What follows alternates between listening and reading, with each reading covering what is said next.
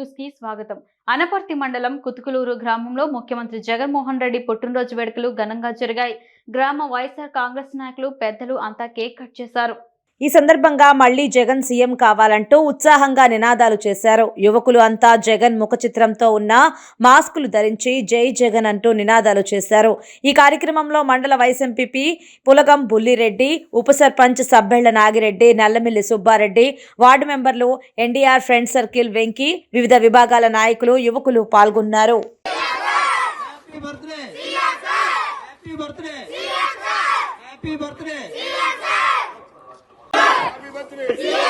Happy birthday! Happy birthday! CM sir! Thank you.